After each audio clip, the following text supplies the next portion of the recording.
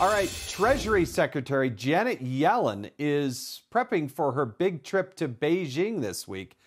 I bet that has Xi Jinping running scared. Listen to how strong she is against one of our greatest adversaries. We seek a healthy economic relationship with China. A growing China that plays by international rules is good for the United States and the world. That's right. You tell them, Janet. China won't take advantage of us at all with that attitude. CIA Director William Burns wanted to get in the mix too this weekend, jumping on the globalist de-risk and diversify bandwagon. Listen to this.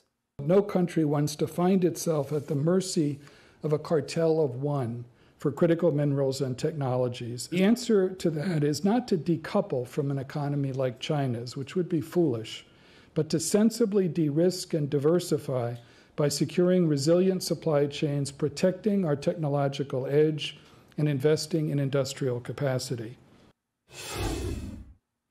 All right, joining me now is Gordon Chang, Senior Fellow at the Gatestone Institute. All right, Gordon, he says it's foolish to decouple. You heard the Treasury Secretary, you heard the CIA Director. What's your take on it?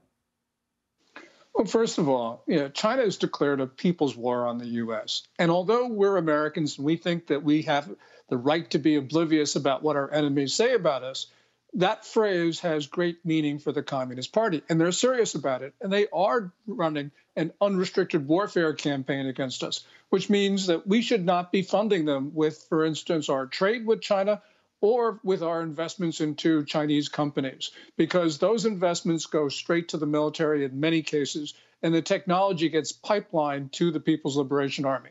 So I don't care what term you use, but we definitely need to decouple because it's morally and strategically wrong to support a country that is configuring its military to kill Americans.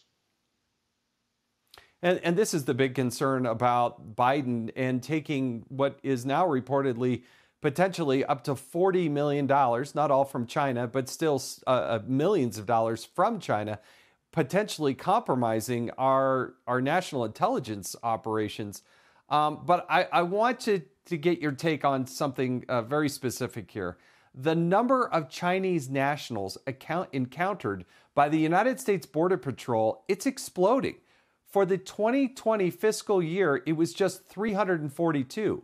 But for this fiscal year, it's already over 12,000 that they have encountered. Chinese nationals encountered by Border Patrol coming across our southern border. What's going on here?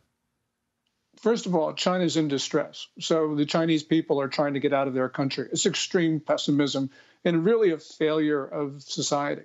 But in that number, Jason, there are males of military age, unaccompanied by family members, pretending not to speak English, traveling in packs of between 5 and 15. And those almost certainly are saboteurs. They're being placed in the United States because on the first day of a war with Asia, I believe that they will commit acts of sabotage against us. And the Biden administration is not tracking these people. It's obvious what's going on. Even the Border Patrol has been able to find known links to the Chinese military with some of these people coming across. The Biden administration couldn't care less. Yeah, there are reports that some of these Chinese nationals are wearing camouflage as they come across our southern border. I'm sure they're just, looking for a better job. But some scary stuff happening there. Gordon Chang, thank you so much for joining us. Hey, Sean Hannity here. Hey, click here to subscribe to Fox News YouTube page and catch our hottest interviews and most compelling analysis. You will not get it anywhere else.